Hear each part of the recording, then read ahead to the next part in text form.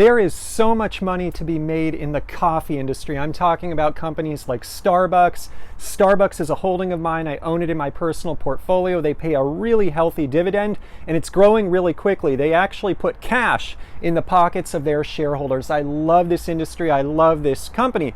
But there are not all of the companies in this industry are like Starbucks. If you grew up in the 1980s like myself, you might remember a TV commercial.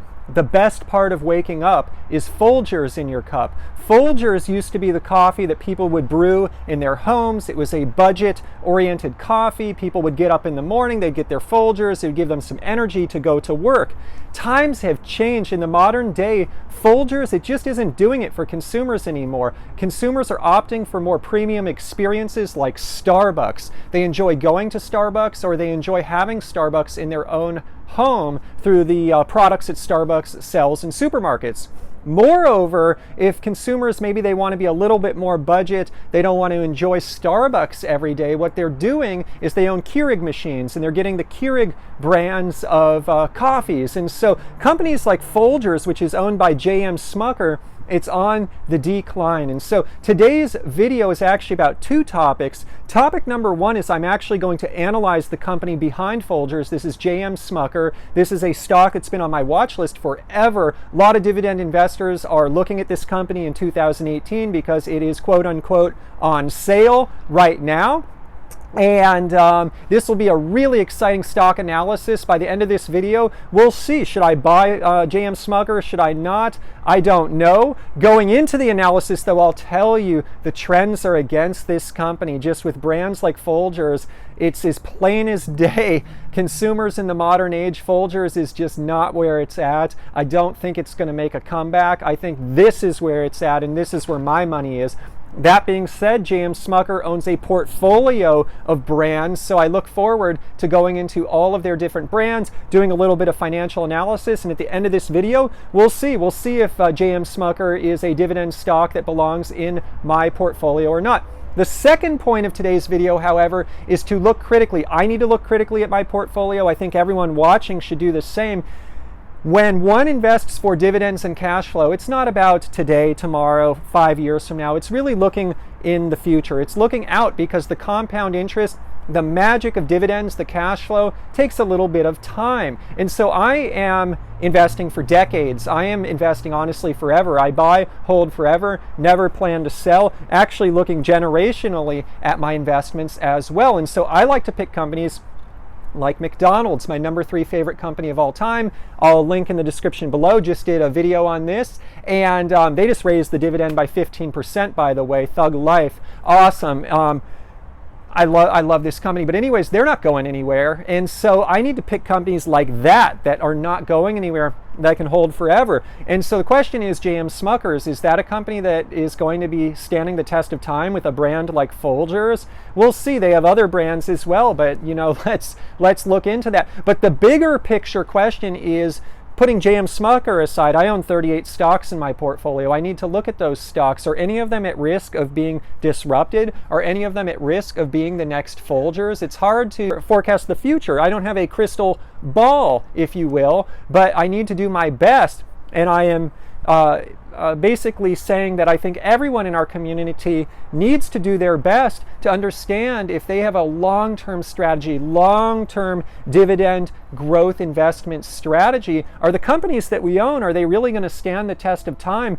I give growth investors a lot of trouble, but the one thing that growth investors really have right is they are buying companies that are on the ascendancy. And so I need to make sure that the companies I own are defensible, they have competitive moats, they're on the ascendancy, they're not on the decline, and certainly that comes to play. That is a topic that is just top of mind for me today because of this very Folgers example. So I look forward to analyzing JM Smucker.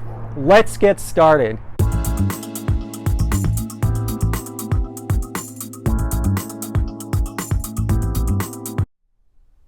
All right, everyone, so let's do it. Let's analyze JM Smucker. I spent a lot of time looking at this stock last night, jotted down some of my favorite notes here, and a lot of interesting insights. So this company has a lot of brands. I already discussed Folgers, which is number 1 at-home coffee. It's on the decline, but it's still number 1 for at-home coffee. Now, in terms of other brands, they own Milk-Bone. This is the #1 by market share dog snack. They own Jif peanut butter, the #1 peanut butter. And Smuckers, obviously, the #1 by market share fruit spread. So these guys have a bunch of categories. They have leading brands in each categories. And these categories really span coffee, consumer foods, pet foods, and they have international and away from home category as well. Let's start with the dividend. So these guys pay a dividend. Obviously, I invest for dividends and cash flow. This channel is all about generating passive income. And so the dividend is 85 cents a quarter as of August of 2018. And of August of 2013, it's 58 cents a quarter. They have raised the dividend just in these 5 years from 2013 through 2018 by 46%, 46.55. That is a really healthy increase in the dividend. I like seeing that. Obviously, as a dividend investor, it's not really about the starting yield. It's about the growth over time. It's about the compounding of growth with dividend increases, because I can buy here, I can wait 5 or 10 years, and then my yield can be way up here because of the dividend increases. Anyways, the starting yield right now is a 3.33%. I wouldn't say that's that exciting or anything. It's okay. Obviously, I prefer General Mills here. I kind of look at this company, JM Smucker. They're kind of in the same category as like a General Mills, or maybe even a Campbell's Soup, if you will. I own, by the way, General Mills and Campbell's Soup in my portfolio. Anyways, with Campbell's Soup, more or less, you kind of get yields in this range right now. But I'm not buying Campbell's Soup here. It's a really small ancillary position. I bought it when it went on fire sale. It's come back a bit since then, but then it started trending down. Maybe I'll buy more Campbell's Soup if it gets down to about $32 or less again. I'll start looking at it. But again, it's a really small ancillary position for me. General Mills right now, by the way, the starting yield's in the 4s, in the 4% range. And so I kind of look at this as a comp of all of those. We'll get more into this later. But in the scheme of things, with a yield of 3.33, I don't see that as incredibly compelling, especially given that this is, generally speaking, a business that's kind of fighting tough times ahead. They're kind of on the decline here. And so let's look at that. Revenue for the coffee segment, 2018 it was 2.1 billion, 2017 2.1, 2016 2.2. Just in the last 3 years, we see a steady decline in the coffee business in Folgers. It makes natural sense that competitors like Starbucks, even McDonald's at their McCafe, are probably picking up people in the morning hours who otherwise might have brewed some Folgers in their own home. People are wanting to experience these micro luxuries in their life, and I don't blame them. We all work really hard. Sometimes it's tough juggling it all, and being able to go to Starbucks or even McCafe for a nice treat, it is a way to reward oneself and a way to enjoy, take a moment for oneself out of the day. So I really don't see those types of trends reversing. And I'm only showing revenue here, but what's interesting is they also, in their annual report, their 10K, check it out. I didn't list it here because there's only so much space. They also list the operating profit, the profit for each of these segments, and the profit actually for coffee in particular, it was not doing very well. It was not doing very well, and so the revenue is kind of the leading indicator, but it's trickling down to profits as well, which is not good to see. Anyways, moving on to consumer foods. It was a 2.3 billion in 2016, 2.1 2017, 2 billion 2018. That's not good. Consumer foods is on the decline as well. It almost seems to be more on a decline than coffee. And I know coffee, for example, they do some work selling the Dunkin' brands of at-home coffee, and they have a premium version of Folgers that are apparently doing better than the traditional Folgers. So maybe some of those growth initiatives are helping to counteract some of the challenges they're seeing with their traditional Folgers. But with consumer foods, man, they're getting hit hard just in the last 3 years. Down, down, down. Not very enticing from an investment perspective. Next category, pet foods. This, to me, underscores the fundamental issue that I found with this company and why I will not be investing in this company. Back in 2015, they invested $5.8 billion to buy Big Heart Pet Foods. Boy, that's a lot of money. 5.8 billion. This company is only worth 11.65. It's not a huge company. So basically half the size of this company, by market cap at least, was devoted to buying this Big Heart Pet Foods. Anyways, they bought it in 2015. Why are they getting into pet foods? Apparently pet foods is this growth category. Quite frankly, this is a reality check for me because I thought that the pet food acquisition at General Mills would help boost that company. Time will tell. Maybe they'll have a different story unfold there than unfolded at Smuckers. But anyways, they bought the pet food company. They went all in. 2016, pet foods were at 2.3 billion, 17, 2.1, 18, 2.2. It's down. Now, it did jump up between 17 and 18, but it's down from 2016. So time will tell. Maybe it takes time to integrate the acquisition, to gain traction on the acquisition. But so far, this is not promising. This is the very business unit that they acquired. This is the very business that they acquired to help grow the company again. And I'm seeing revenues down from 16 versus 18. That doesn't make sense to me. That is not good. And it's also just something for investors to be cognizant. Hey, we're looking at General Mills now. I own shares in General Mills. They made this big pet food acquisition. And the fact of the matter is, will that boost revenues? Will that boost growth at the company or not?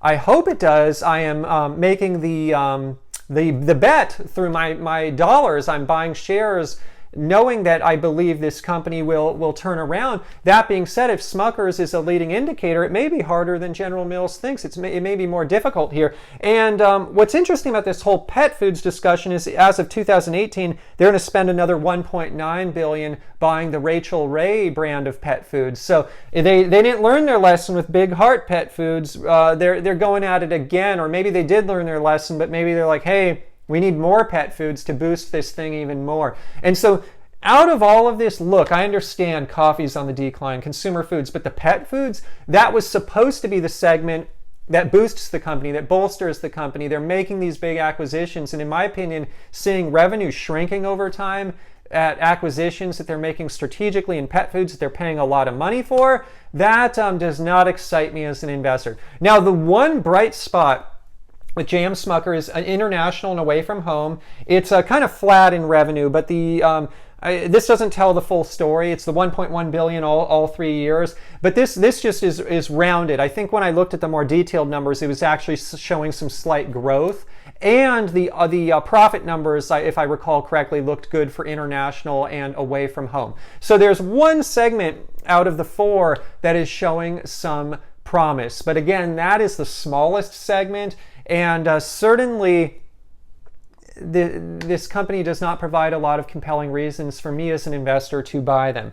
Just some more quick facts. Market cap, 11.65 billion, not a big company by any means, a smaller company. So maybe there'll be an acquisition target. Maybe our friends at Kraft Heinz will purchase them.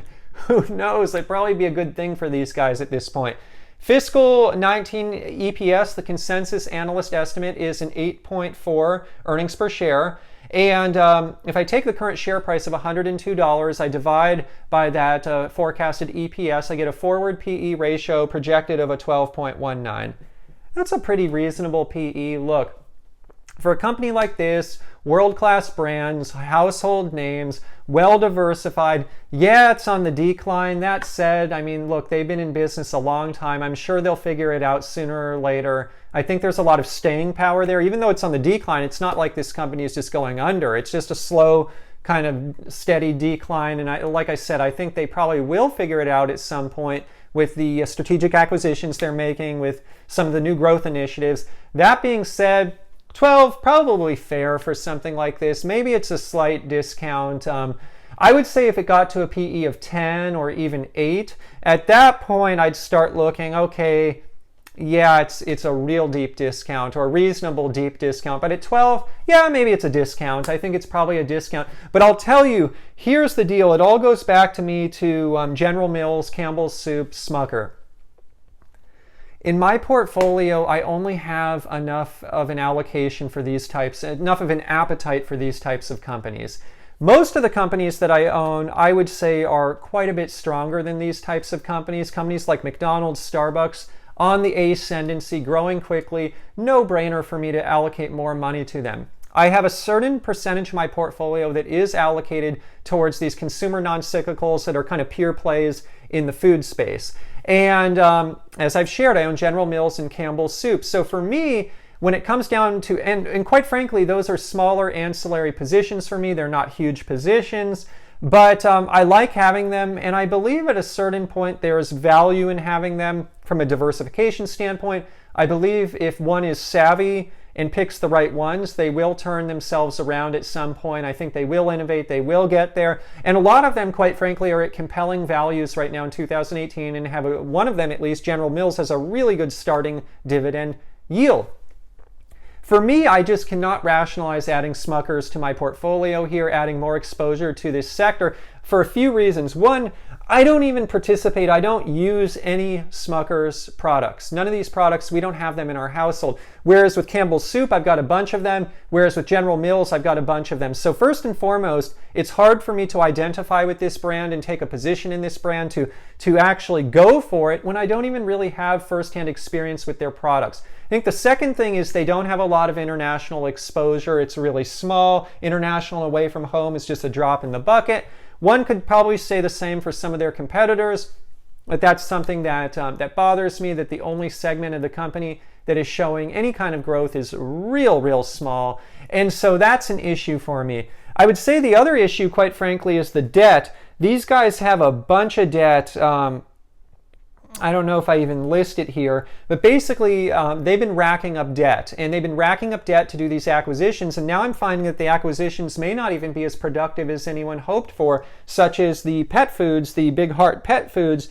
Revenue is actually down over the last 3 years. It should be boosting their revenue, and they're taking on debt to do all of this, and so it really gets me thinking. But from a strategic standpoint, let's say I was starting clean slate, I wanted something from this sector. I certainly think, like, in my opinion, General Mills has a slight advantage just because it's a little bit of a bigger scale, it's a bigger market cap, bigger starting yield. I think they have a better suite of products, in my opinion. I think that they will probably turn it around, in my opinion. So if I was picking just one of the three, that's what I would pick. And then if I were looking at Campbell's Soup versus Smuckers, honestly, they're probably both on equal footing. They're probably both got their issues, both turnaround plays, both potentially deep value at some point. I think Campbell's Soup in the low 30s, like 31, 32, 33s, kind of deep value territory. This guy's probably there right now, although if it traded down maybe another 10 or 20%, then it would be deep value.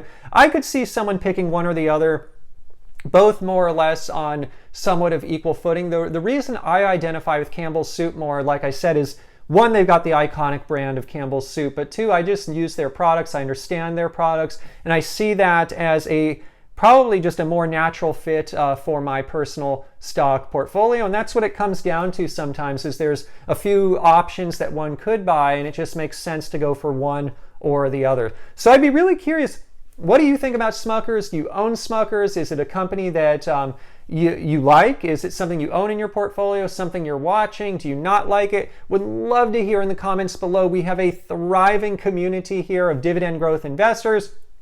We're all trying to support each other in our quest to drive passive income and cash flow. So let's get that discussion going. Can't wait to see it. What do you think about, for that matter, General Mills? What do you think about Campbell's Soup? Share the good and the bad. Look, I realize that out of my portfolio, those are smaller positions for a reason. They carry some risk. They're turnaround plays at this point. That said, they have a place in the portfolio, and that's why portfolio asset allocation and following strict asset allocation is so important. Now, one thing I want to point out before I close here that concerns me just as a dividend investor. Dividends up 46%. That's awesome. Wow, that's great. But the problem here is the company.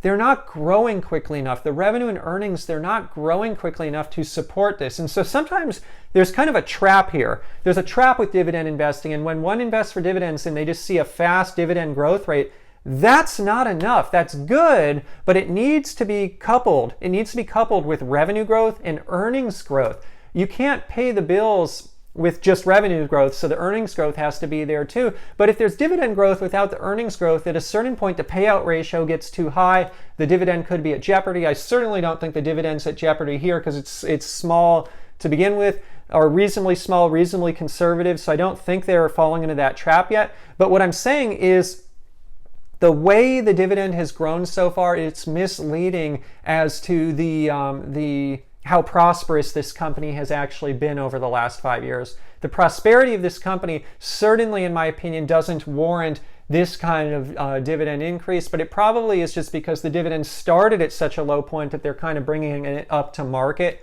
That's probably what's going on there. But again, as a dividend investor, I always look at this first. That being said, it's not enough. The dividend actually follows the revenue and earnings growth. If they don't have the growth to support it, it's it's a factor that I look at closely. And again, why for me, one of the few reasons, and many reasons at least, that this company just does not make sense for me. Now, I will continue to keep this thing on my watch list. I'm not going to completely rule it out. Look, if for some reason it just tanks, and let's say right now it's at $102, what if it goes down to $70? What if it goes down to $65?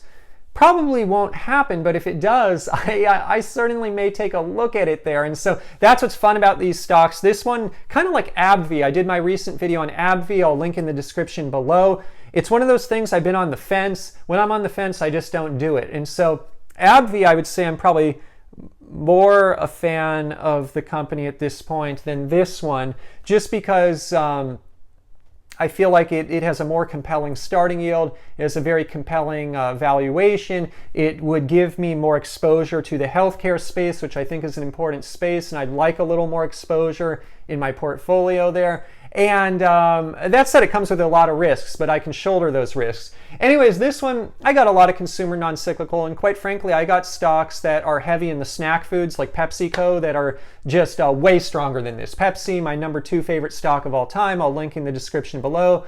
I own it in my stock portfolio. Just kind of blows this out of the water, so to speak. I mean, it's a non-comparison. And so I've got that kind of exposure. Do I need JM Smucker? No. Got the Campbell's Soup, got the General Mills, smaller positions. Do I need this? No. Hey everyone, thank you for hanging in there. Truly appreciate the support. We are over 14,000 subscribers strong now. It means the world to me. Each and every one of you who likes these videos, comments, subscribes, all of you who have been reaching out on Instagram, I'll link in the description below, means the world to me. It's the best way you can thank me for producing these videos is all of your support. So thank you so incredibly much. Before I leave today, in terms of full disclosure, I am long. I own the stocks mentioned today, or many of the stocks mentioned today. I own shares of PepsiCo, ticker symbol PEP. I own shares of General Mills, ticker symbol GIS. I own shares of Campbell's Soup, ticker symbol CPB. I own shares of McDonald's, ticker symbol MCD. And I own shares of Starbucks, ticker symbol SBUX. I own those in my portfolio. I will link in the description below if you'd like to learn more about those stocks and my personal analysis of those stocks, why I own those stocks, why I love those stocks in my personal portfolio. Also, before I leave today, in terms of a friendly disclaimer, today's video is not investment advice. I'm not a licensed investment advisor. This video is just for your fun and entertainment. If you're going to go out and invest in the stock market or anywhere else, please consult a licensed financial advisor first. I'm literally just here on YouTube sharing my personal journey for fun. Hey, thanks again, everyone. I will see you in the next dividend investing video.